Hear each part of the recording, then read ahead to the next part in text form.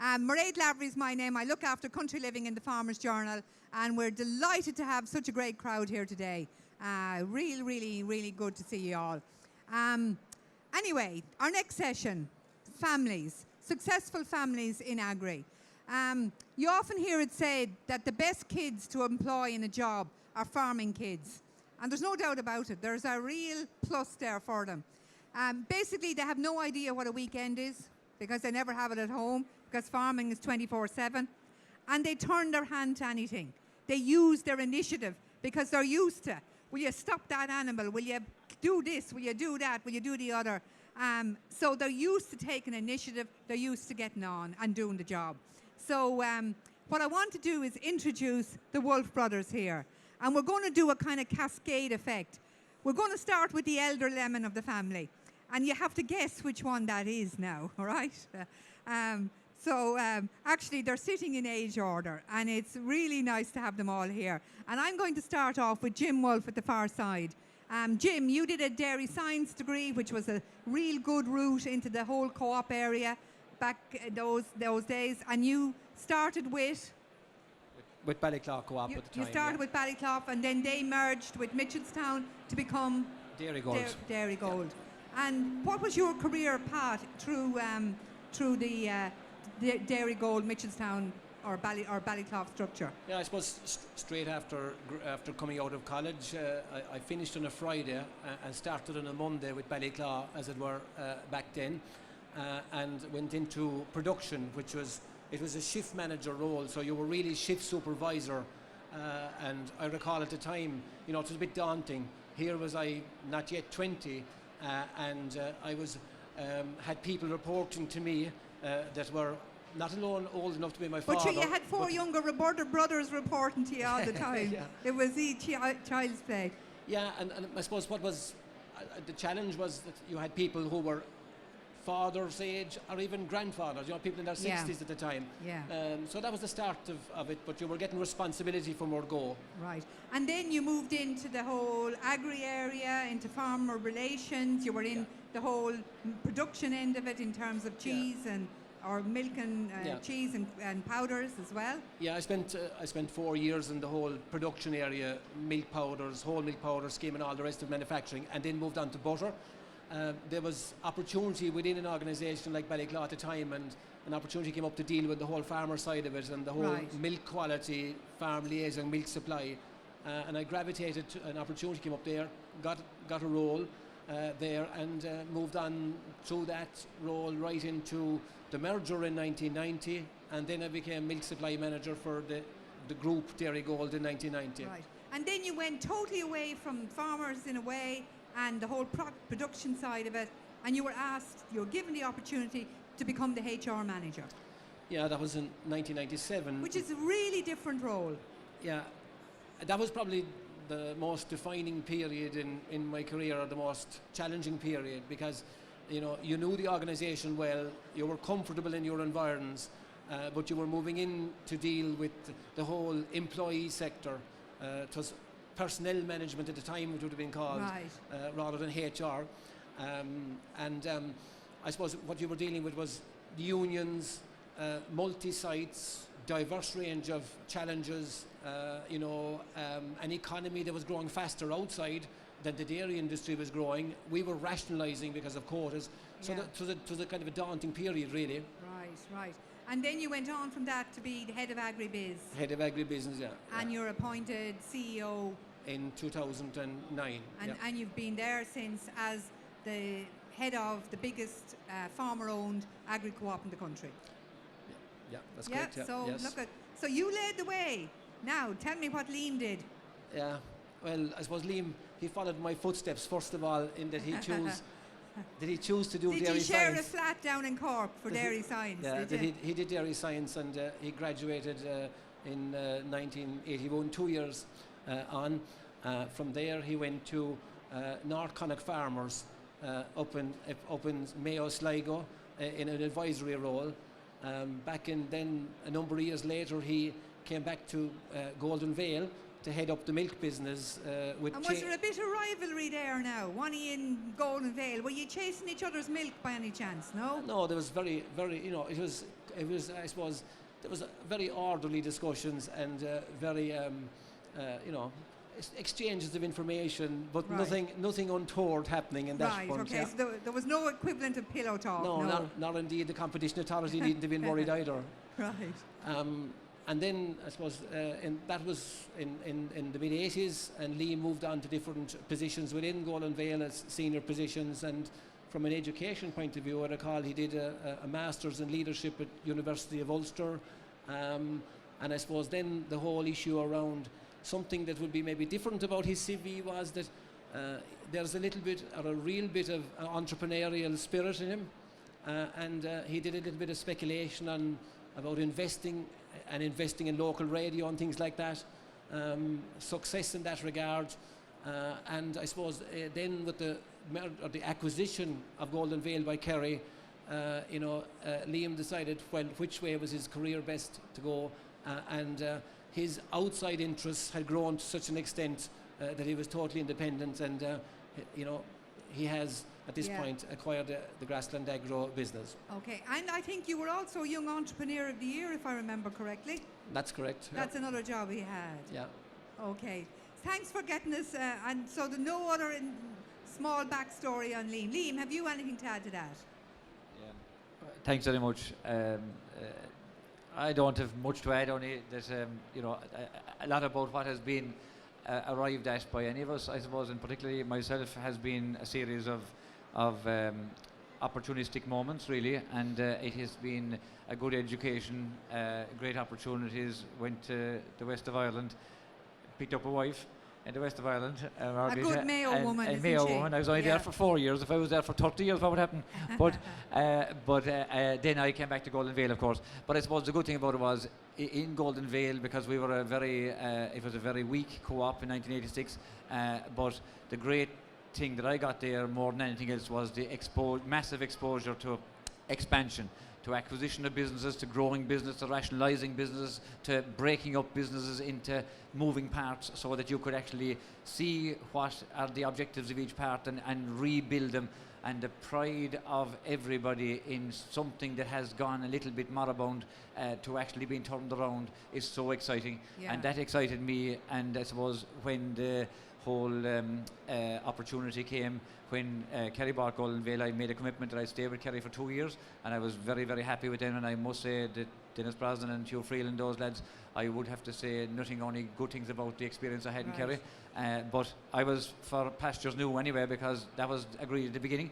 And I got involved in, like I was doing in Golden Vale, buying businesses. If I could do it for a company that was 3/4 broke in the first place, I couldn't see a reason why I couldn't do it for an outfit that wasn't broke.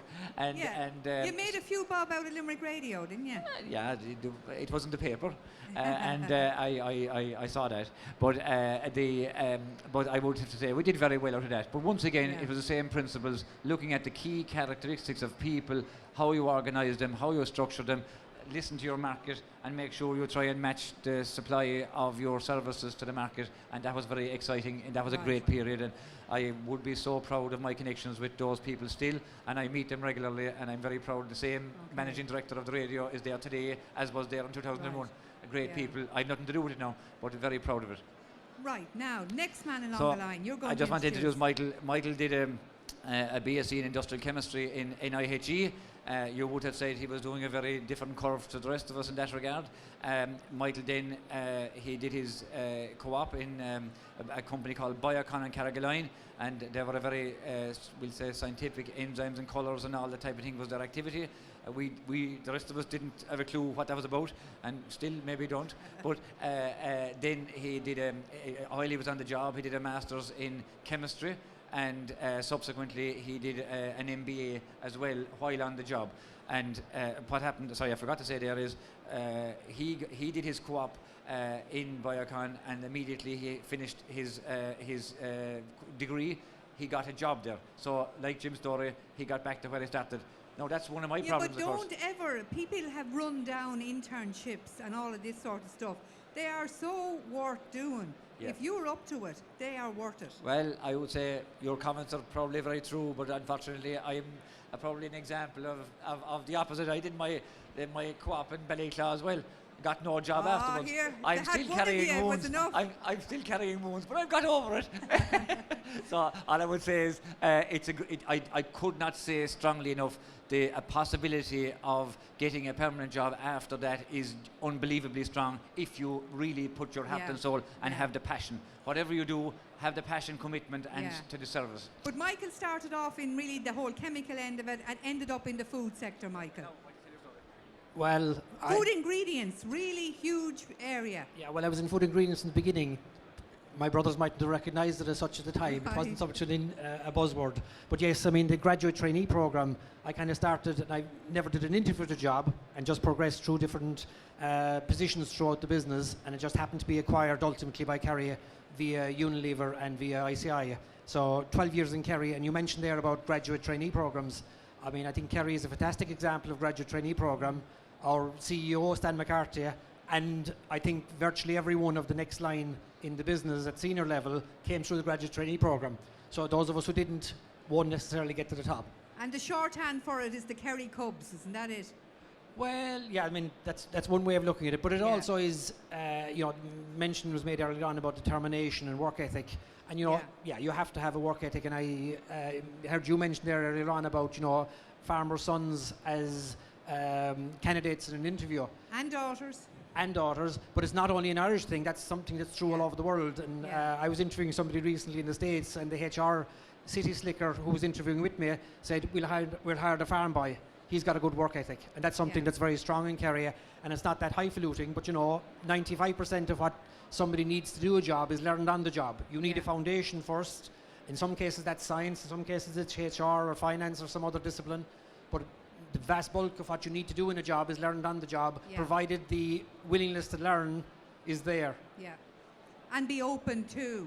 And be open to Be open to change. change. Life throws up a lot Yeah. of changes, but you have to be preparing as well for the next move, pretty much. Right. You have to be fit and ready, preparing during the week so you're ready for the game at the weekend. Right. Okay. You were introducing Richard. Yeah, Richard was put in this world, I think, to mind the money. Richard did a commerce degree in NUI Galway, and then as part of his training, he went to an accountancy firm in Ennis and qualified as an accountant while there. And then he saw opportunities in industry. I think because most of us in the family we had 5 aunts and our mother and one grandmother were all teachers. So Oh dear. my Yeah. first career decision was not to go into the public sector. I also had 2 uncles, both of them were in the public sector. And then 2 bankers as well to make up the difference. But it was very much a public sector, previous Family, generation. yeah. So it was an early career decision for most of us, I think, to go into industry. And I think it's something we haven't regretted, quite honestly. So Richard then moved from the accountancy firm into the insulation division of CRH and ran the finance division there for a while. And on the side, got into doing tax finance and built that business up on the side for a number of years, and then saw the opportunity to go full-time into that. So he runs his own accountancy practice now, focusing on That's in Rathkeale, tax isn't accounting it? in Rathkeale in Yeah. Limerick. And a lot of your clients are farmer clients, are they? Yeah, talk away. Marie, just to correct one thing first of all, I actually want to do dairy science in UCC when I was filling out my CEO form a long time ago, but my parents and a couple of my brothers put a full stop to that, and I'm eternally grateful for that. Right, well, they obviously needed a mix in the family, you know. They Well, yes. needed an accountant. There's a You mix. can't go wrong when you have someone counting the money. Well, yes, maybe so, but definitely is a mix in the family, all right. All right, okay. And you agreed anyway to go down the commerce route. Oh, absolutely, yeah. Yeah. Absolutely, no regrets. Right. And then you go from CRH, one of the most secure employers in the country, permanent, pensionable, all the rest of it, and you go out on your own and you establish your own business. Yeah. That's a fair leap of faith. Well, I'd be slightly different to the rest of the boys. I always wanted to be self-employed. Right. And while I got on very well and was very happy in CRH and they looked after me very well, I always had an inkling to expand my own business. And as time went on and clients grew and you got referrals and that, it was taking up more and more of my time. And I saw an opportunity 8-9 years ago just to go full-time at that. And Right. to date, no regrets anyway. Well, that's fantastic. Yeah.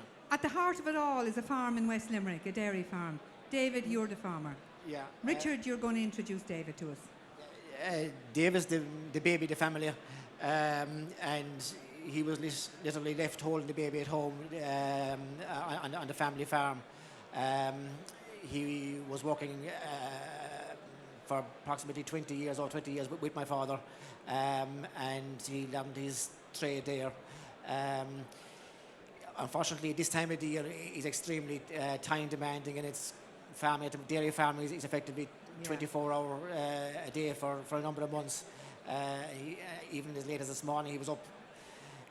He got up shortly after I go into bed this morning for the dairy farm. Dave's full-time farm with Mary and the 3 kids. David got his hip replaced in beginning of December.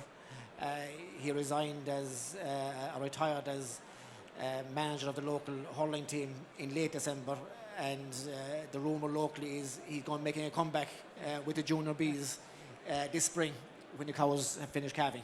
Oh, well, that's good to hear now. Limerick could do with a hurler. Not quite that great, no, I'm afraid. All right, okay. David, do you keep them all grounded? You're the farmer. You know, the ag industry in this country, the 250,000 jobs in it, are based on you, the likes of you, getting up every day, milking the cows, calving the cows, lambing the ewes, rearing the beef cattle, right across the sector.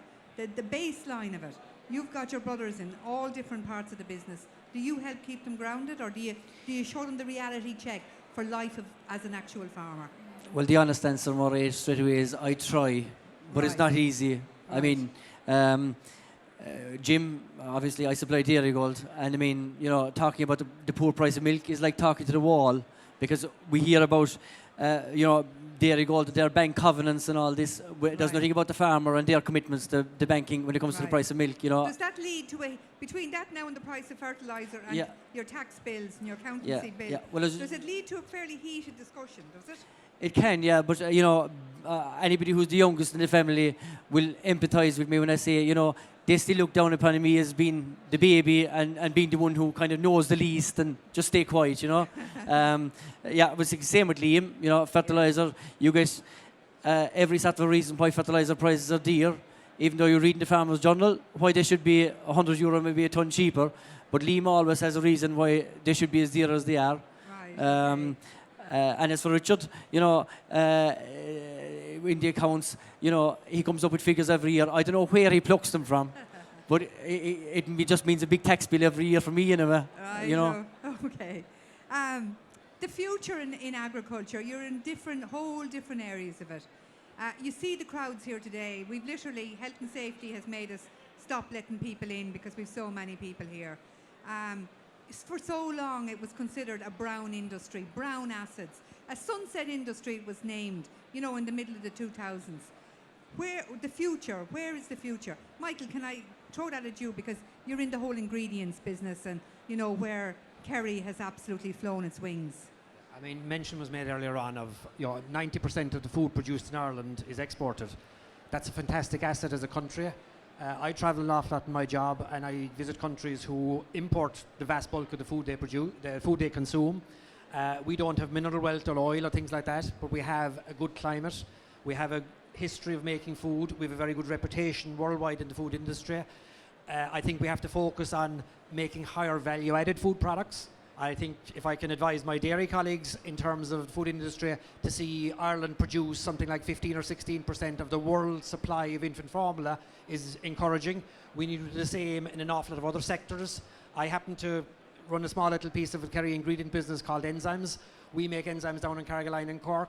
We're adding value to those. We're taking them into the high value-added sectors. We're trying to keep bread fresher for longer, get more volume, make beer cheaper, make beer in Africa using sorghum or cassava rather than imported barley from Northern Hemisphere. So it helps sustainability and local agriculture in those parts of the world.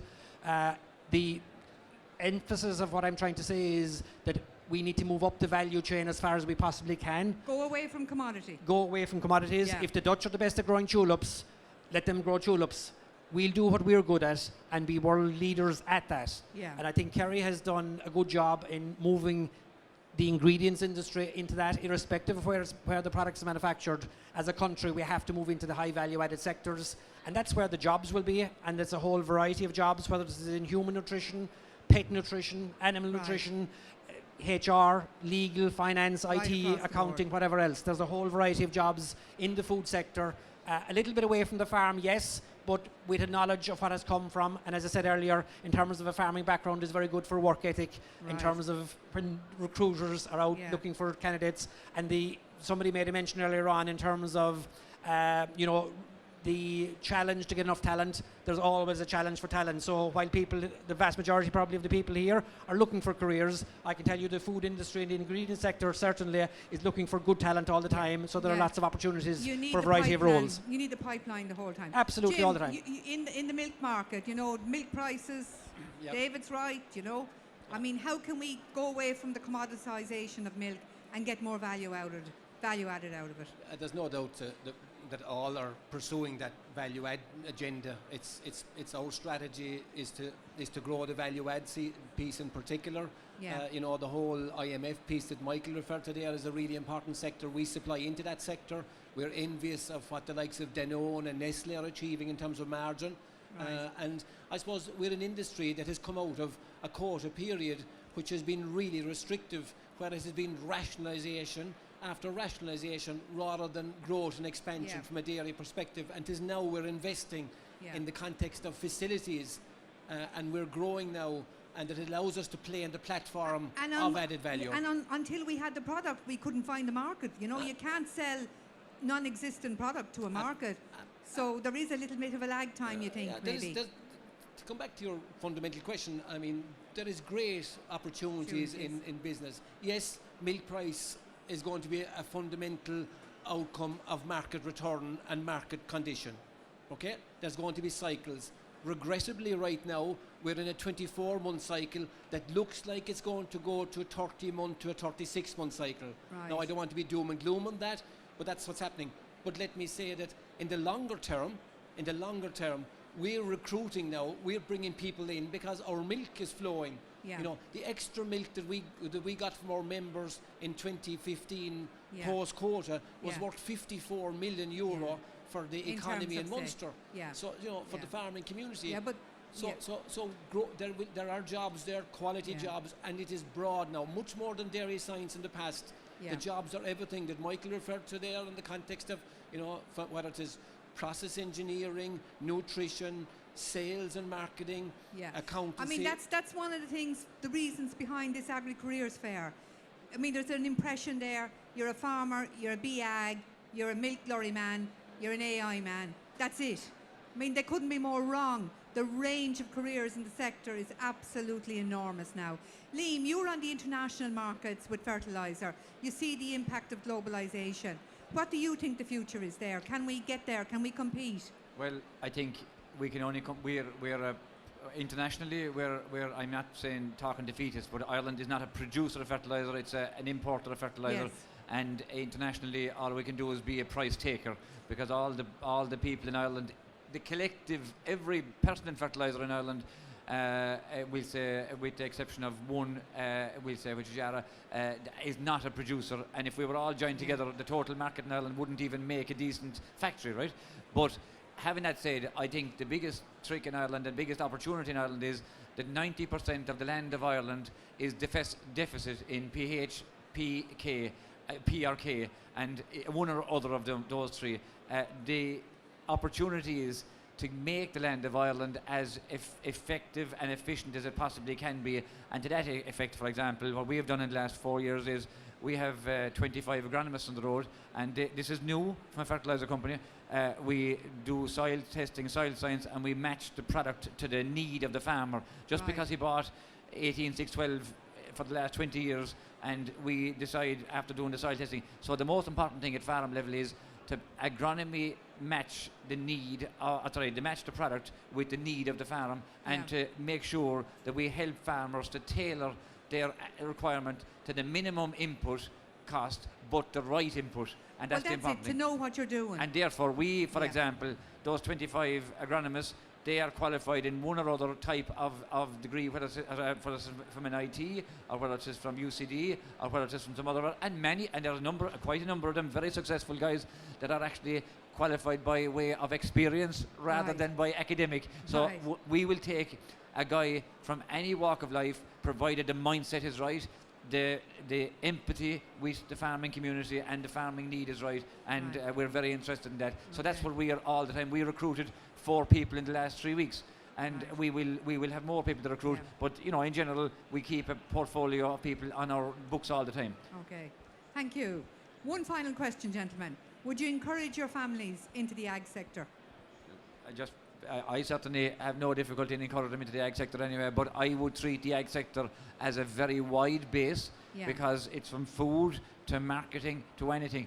The connection with ag is the passion, the capability, and the ability to work with teams. And in general, I think if your connection is back to a primary product produced by farms, then I would be wholeheartedly a big supporter of my children being involved in that. I have no influence on them, by the way. I have no influence on them. They might do it or mightn't do it, but that's their call. I know, yeah. Well, the Mammies of Ireland have a fair influence now. Yeah. Do you know? I certainly would encourage them, and I have tried some practical application the past couple of years where we had our 3 daughters picking stones after reseeding a field to try and get them. Do you want to run them away forever in a day? That's worse than pulling spuds, picking spuds. Well, that's the worst end of it, so it only gets better from there. But certainly it would, because any part of agriculture, we need food. It's sustainable jobs. Yeah. Even if it's in IT or finance they're in. Yeah. Even if it's, we have a nurse employed in our organisation from an employee health and welfare point of view. Yeah. So just take the scope. So whatever career path they choose, agriculture has a role and has a career slot for them. So I'd encourage them, certainly. Okay. What about yourselves, Michael and Richard? I think the best advice I ever got was to find what you like, and then it's easy, work hard at it. Yeah. If you don't like what you're doing, then there's no point in doing it, quite honestly, and you won't stay with it. The first thing is to find what you like and then build on that. And if you like it, you'll work hard without realising you work hard. Opportunities will open up and you'll progress. It's relatively simple. In rural Ireland, it's very difficult. I mean, ag is the lifeblood of rural Ireland. It is that sector. It is, but also And the rural food Ireland, sector. it's only one step removed to a lot of value-added jobs and careers that are sustainable. And while I live down in Cork, and the pharma sector is very strong, particularly in the Cork Harbour area, and there are fantastic jobs created from that, but exactly the same is slowly happening nationwide if we put our mind to it and going to value-added products. There are fantastic career opportunities across the whole spectrum of job areas in value-added food products, and that's what we can be strong at as a country. Right. Yourself, Richard? I suppose, just to add one point, whether we'd encourage our kids to go into the agricultural or food industry, we had in many ways, we didn't appreciate it at the time, but we had an ideal upbringing in that we were raised on a farm. Yeah. Apart from David's kids, all the rest of our kids, they might go back at the weekend, and as they get older, they spend less time on the ground at farming. So they're at a huge disadvantage. They're one step away from where we came from on the farm. See, farming is much more, and agriculture is much more now than just a dairy farm. There's so many different sectors, as the boys have highlighted. And I certainly, personally, would hope that they would have, I have a small bit of land, so personally I would hope that they would have some interest in the farming and they keep it going maybe as a sideline. Right. But it would be very hard for our kids, apart from David's kids, our kids to go into dairy farming or farming, agricultural farming. Yeah. But maybe in the food sector, as Michael says. As well. And David, do you feel the pressure on your shoulders to keep the home place going? I don't really, If you put it up now with Golden Vale Marts next week, what would the reaction be? I'm not sure. I don't think they'd be too pleased, all right. But that doesn't really cross my mind. Right. But from the point of view of children, mine are, Connor is the eldest, he's 13, and Kate is the youngest at 9. So they're 10 or 15 years away from choosing a career path. So I wouldn't discourage them. I would encourage them. But like what Michael said is very true. If they don't have the basic interest, it's pointless me encouraging them. And their education comes first. To get a good education, whether it's a leaving cert or and to go on to university, to get that first before they'd ever consider staying at home on the farm. That would be my priority, and Mary, my wife's priority as well. All right. Listen, gentlemen, it's been an absolute pleasure. You've been huge supporters since we came up with the idea of the Agri Careers Fair. You've backed us all the way. We really appreciate that support and continued success, and your beacons out there for the whole ag sector. Thank you very much indeed. Thank you.